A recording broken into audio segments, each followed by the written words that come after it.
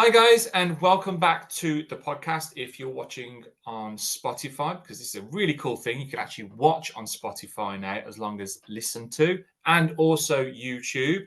I'm really excited today because I'm joined here with Lisa Whittleton from Illuminate VR Services. And she does some amazing work working with businesses, corporations to help and to support people's well-being and improve mental and support mental health and really help people to flourish and live life. And that's what we're all about here at the Strong Life Club. So I'm so happy to have Lisa on the podcast. Thank you so much, Lisa, for doing this. I know you're a very busy person. Now, before we get into the conversation today and really start empowering people with their health and their well-being and the practical things that they can do, and also the things that are holding people back in today's lifestyle and what everyone is having to do, give us a little bit more background and information about who you are and what you are doing, the great work that you're doing at the moment. Thank you, and it's brilliant to be here. Thank you so much for inviting me on, John. So yes, my role, well, my background is occupational psychology. Doesn't mean that much to a lot of people, but I suppose all about how we think, feel, and behave in a workplace kind of setting. I've always been very interested in psychology. I think that growing up, I had close family members who struggled with their mental health. In fact, Okay. most of my family did. And I always was quite intrigued by how, two people in the same situation can respond so differently. Yeah. And some people have, the genes and the experiences that just give them an element of resilience or a slightly different mindset to somebody else. And I found that very fascinating. And I just thought, Yeah. some people don't feel as empowered and don't have the tools or the support to kind of thrive and to get Mm. themselves back on track. So hence my journey into psychology, but I really wanted to make a difference on a slightly bigger scale than one to one, although we do some one-to-one work. So primarily work with organizations and as you said, really help them to think about their culture, their Mm. working environment, the sources of stress, and how they can make this a happy place for people so that they want to be there, they do their best work, they show up, they're Yeah. well, they're productive. So there's a huge business case for it, but I think I'm doing it from the moral point of view, really. Yeah. And in that work with clients, I do work with a lot of individuals in terms of helping them get back on track Wow. through, in their jobs. So that kind of summarizes it, I think. Yeah, no, that's great. And I love the idea that, from a very early age, you had an awareness around mental health and how people go about life in different Mm. ways. And is it, I don't know if you believe in that the first 7 years of our life is where we form a lot of our traits and experiences. Is that quite right? Yeah, and yeah, I think there are so many truths in that, and well, we know it's proven that it shapes you positively and negatively. Mhm. But even with that, you could have two people with that same experience in the first 7 years of life, Yeah. and for some people, it's led them to kind of build a level of resilience and coping strategy, and for others, it's set them back. Yeah. So I think what happens isn't necessarily the important thing, but it's all the surrounding factors and environment that Yeah. then influence how we can deal with that. See, I find this so interesting, Lisa, because as I've got older, um, I think everyone does at some point starts to look back and question and think, why did I react like that in that situation? And almost having sometimes, I suppose, oh, I wish I'd reacted differently or looked upon Mm, that challenge or event differently than what I would do now. For instance, so I love my sport, I love my exercise, I love football, and from leaving school, I was a coach, so I coached football, and always wanted to be a footballer at that age, as many lads and girls do. And I remember making a mistake, and that mistake in a football game, and that mistake just almost crushed me. And I looked upon it as, I told you weren't good enough. But I can see now, many years later, I can see that there was other lads at that age who would make a mistake, but would look upon the mistake very differently, and almost they may look upon it as like, oh, I know what I did wrong that time, so I've learned from that, and I won't do it again. So that's going to make me a better, in this instance, football player. And they Yeah. would just keep going. And I always think back and wish, wow, what if I had that? What if I had that way of looking at those situations differently? And I don't know if that connects with kind of like what you do. It does, yeah, it does in a few ways. I think, for some of us, we have challenging upbringings, and actually we haven't been dealt the easiest of hands, and I think that's where access and support is so vital to help us Mm, to get to a place where we're able to maybe manage some of these things and be able to learn from them, and know mm, what's not good for us, healthy things, unhealthy things, and to be able to build a support network around us that can help us to thrive. And I suppose that the work with companies is, a lot of it is firstly that awareness raising for them and for individuals, that that we are all different. So we all yeah. come from a different starting point, but there are things that we can do for Mm, ourselves. And I think it's a two-way street, isn't it? We have to be able, we have to want to do things ourselves. 100%. And we might need help to get to a place of being able to do that. But yeah, we definitely need to want to. But then, so to help ourselves in how we can take control and make different choices. A lot of what Mm, you do, I know, is around this, and that's why we've connected really. Um, but also from the organisation's point of view, in that if the environment's wrong, if the stress is there, if mm, people aren't having the right work-life balance, and all of those things, if the support isn't there, yeah. um, then even if someone is the most resilient person, they're Mm, just not going to thrive. And so mm, it's trying to help the companies to sort of see that. We sometimes have organizations saying, can you do some resilience training for us? And you drill down into why they want this resilience training, because it's a bit of a buzzword, isn't it? mhm, And I'll say, well, we're working in a very, very highly pressured environment. It's fast paced. There are stresses. You can't remove the stress. We want people to be able to manage that stress and stay mhm, in work. mhm, So I get that, yeah. mhm. But actually, are there fundamental things that you're doing as a workplace Yeah, that are just piling that stress on, absolutely. that ultimately people are going to leave, or they're going to go off sick? And 100%. that's the harder bit for companies, I guess, to Yeah. address.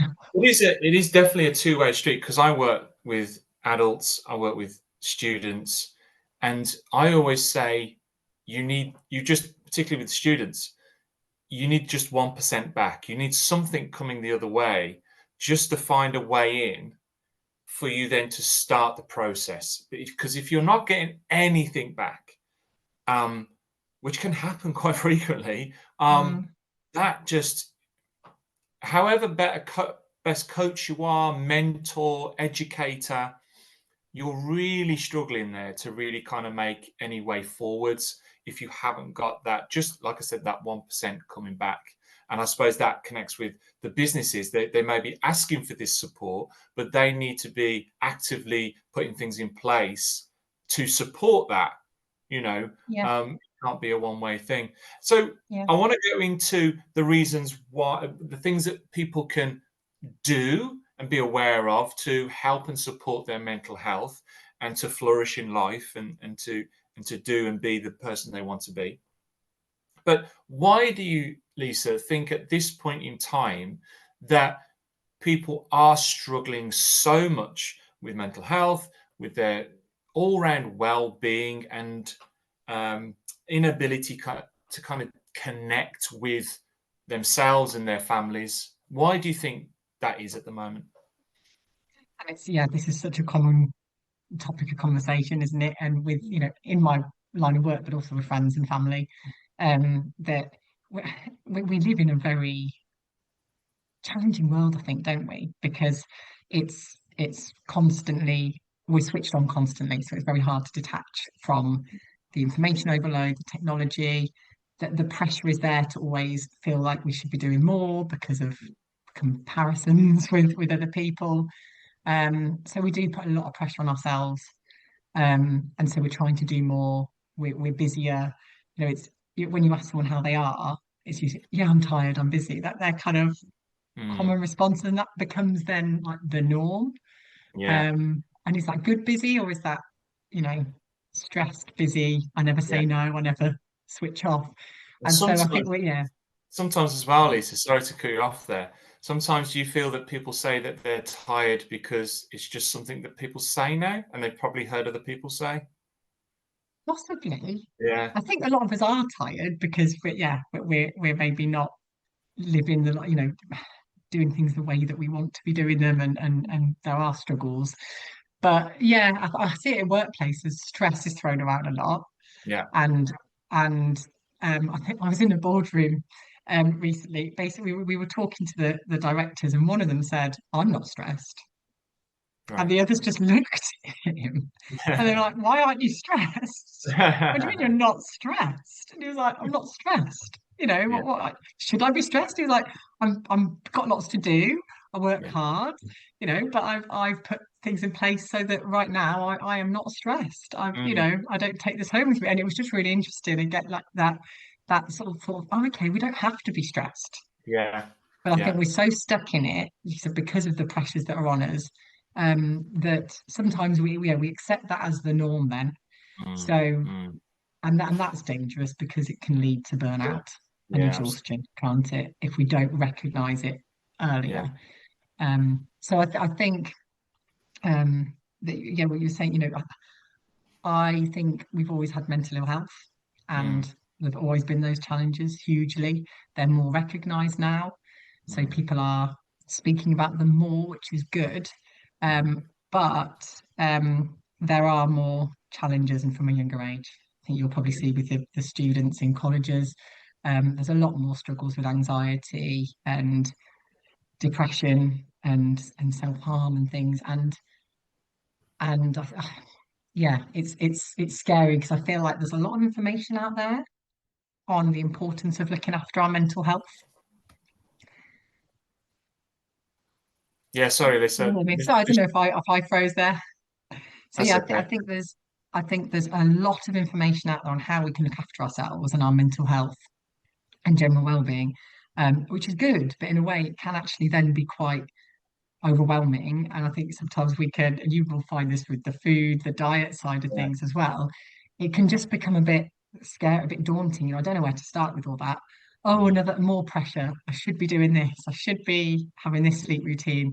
I should be doing meditation, all of those things. And Mm. so I think sometimes we just do nothing. Mm. Mm. We kind of get stuck, don't we? We kind of like you said, get so overwhelmed with everything. We just plod on, and nothing really Yeah. gets resolved. It's kind of everything that you're saying, Lisa, is like everything that is having this negative effect is pulling us away from um, where we naturally need to sit with our physical health, mental health, how we need to be performing.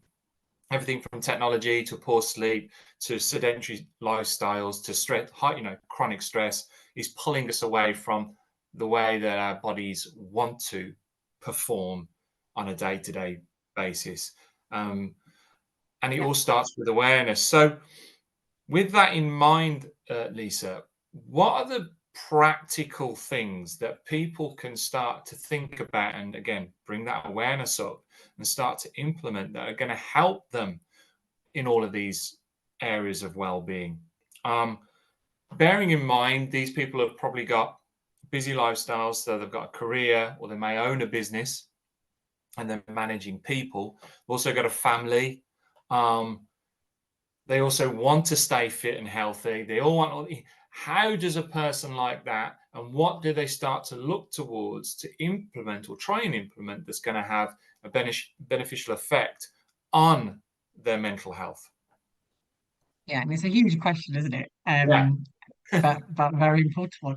I think firstly it's interesting that and I had this conversation with someone recently around the term well-being, because it is well-being. So it's about a kind of a way of being rather than well-doing, if that makes sense. So yes, we have to do things practically to make changes, but I think we've got to almost understand how it is that we want to be in terms of our life. What do we actually want this to be like? Why do we want to make those changes and do those positive things?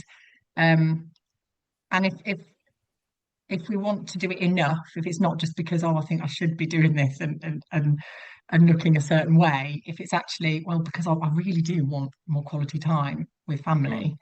I want to enjoy the things I'm doing outside of work. Then it is a way of being. So it's trying to sort of view it more like that, I think. But I would say it is, you mentioned a little while ago about awareness. I think the first step is to step off the Mm. busy Yeah. the busy main road, if you like, Yeah. and create a bit of space to do that. And that might be a conversation with a family member over dinner, and actually, right, let's reflect on the week. How's it Mm. been? Mm. Well, I haven't slept very well. How about you? Well, it's been all right, but I don't feel like I've actually been here in my Yeah. mind, Yeah. and actually reflect on the week, because we just go, go, go. And I think until we take a step back and just think, right, how have I been? Have I been feeling happy? Well, have I shown up for things?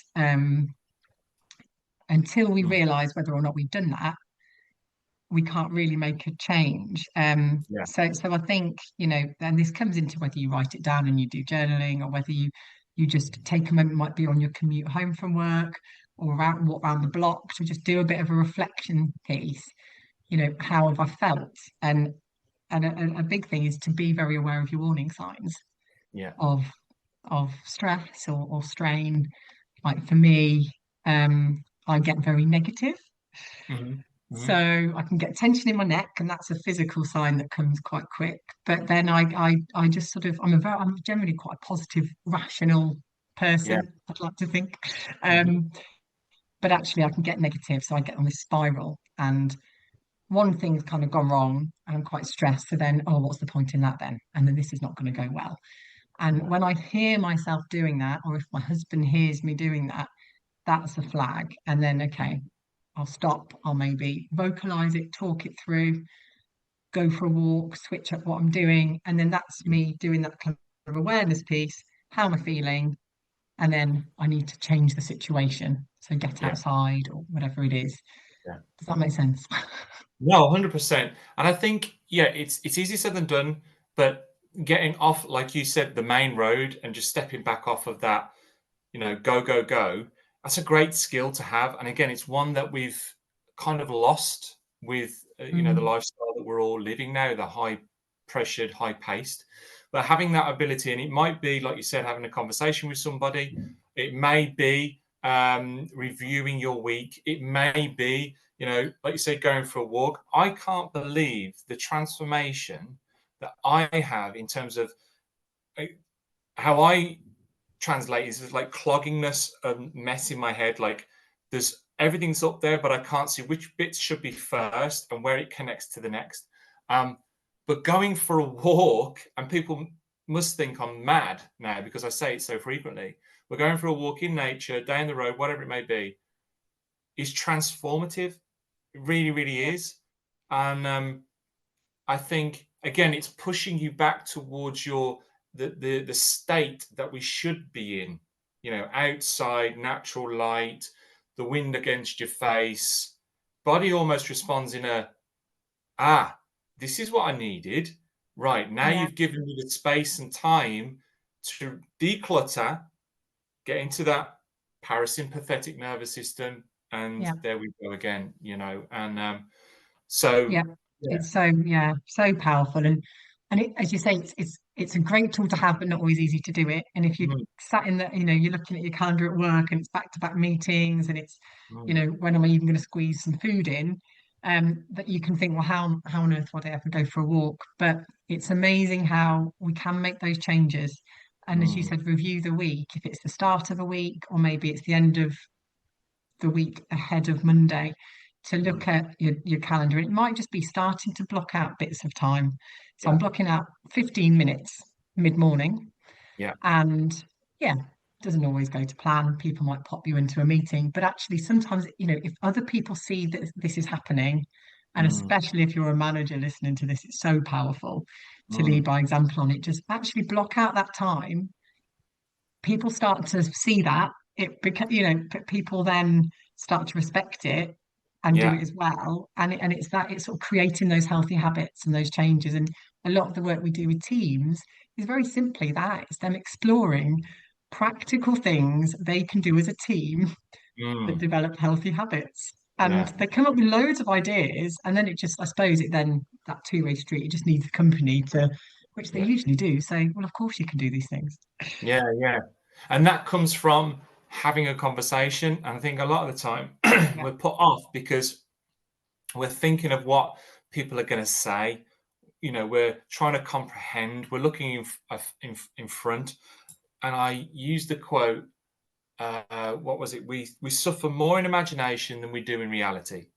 So we're thinking of what could happen, what someone could be saying, um, yeah, when in reality, like you said, most of the time they'll turn around and go, "Yeah, of course, that's not a problem. Yeah, crack on." And just by having that conversation. So, yeah, conversation I think is a real powerful thing to do. Again, it's not easy, but speaking up and if you've got back to back meetings every day, most days, all the time, that's a conversation that needs to be had with someone at work, you know. yeah, But I also loved the point of planning in first the time for you yeah. before the meetings, before everything else, um, because all that stuff needs to be built on something solid, doesn't it? It does, yeah. And I don't know if you've heard of the term big rocks thinking. No, Um, Stephen Covey, who did a lot of the Seven Habits of Highly Effective People, but the big rocks, you probably have seen the analogy somewhere, this idea that if you don't put the big rocks in the jar first, yes. then there won't be room for them. If you start with the sand and the water and the pebbles, so all the things that keep you busy but don't really get you where you need to be, Hmm. then there won't be room for the big rocks, which is your key priorities. And that's a nice way of viewing it. That Yeah. okay, if I start the week and I think, right, what are my one, two, or three big rocks? Mm, Um, and try and get them in. It could be going to the gym. It could be real quality time with family. It could mm, be you time where you really don't do anything but for you.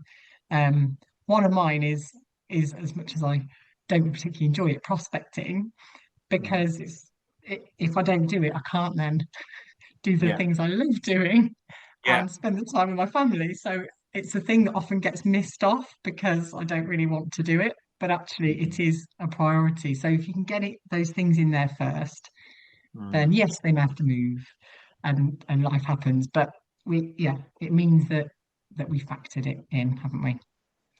Absolutely. Yeah. I love this, Lisa. Like I've worked with you over the last couple of weeks with a business, and it was absolutely fantastic. And I think the feedback that we've got was so powerful, and I'm so appreciative of that because it's very difficult to get in front of new eyes and new people to try and spread helpful and empowering information. Um, I want people to be more aware of what you do and how they can get a hold of you to, hopefully start working with you and help their employees. Where can people find you to do that? So I would say LinkedIn is a great place to connect. So we're often posting information, resources, videos, and things on there. Um, so LinkedIn, the website is available as well, Mhm. or by email, but I can obviously provide the details um, if needed. But yeah, I'd say generally a lot of it is LinkedIn, and it is word of mouth. So Mhm. we're based Warwickshire wise, but we do cover the whole of the UK a lot more now that things can be remote. Mm. But yeah, lots of our clients would then kind of talk to their contacts. Yeah, yeah. This was a really useful workshop. Or actually, this made us stop and think about how we're doing things day to day. to look at our stress levels. So yeah, Okay. but do just get in touch. It'd be great to have a Yeah. chat if anyone has any Well, what questions. I'll do as well, Lisa, is I'll put some of the links to your LinkedIn and to website into the show notes so people can check out what you do and hopefully get in contact with you to get some help and support. So we'll do that. But thank you ever so much for that great conversation. And hopefully we'll do some more in the future as well. And just spreading the good word that you do and how we can help people in the future. So thank you very, very much. Thank you very much, John.